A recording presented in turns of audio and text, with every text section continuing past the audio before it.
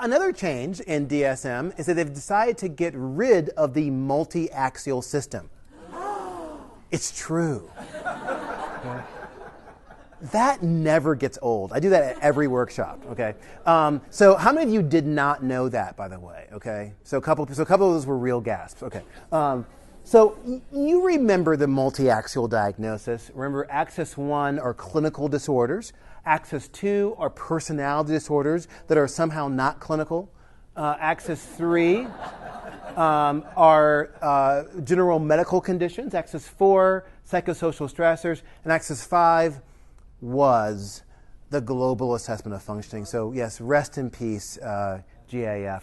If you've ever tried to, any of you teach at all? You teach abnormal psych? If you've ever tried to teach anyone the multiaxial system, it's really difficult for them to understand what in the world we're talking about.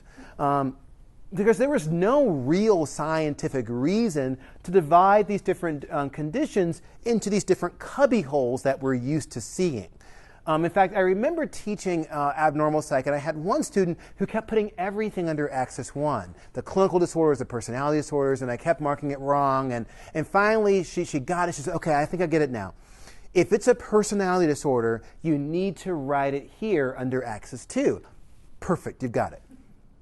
And she said, well, Dr. Carter, if all of the personality disorders have the words personality disorder as part of the name of the condition, like antisocial personality disorder, schizoid personality disorder, dependent personality disorder, why do you have to put it here to know that it's a personality disorder?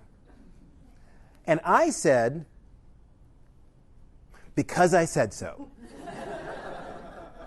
There's no real reason to put it there. So what we're doing in DSM-5 is basically collapsing the axes 1, 2, and 3 together, and there is separate notation for what would have been under axis 4 and axis 5.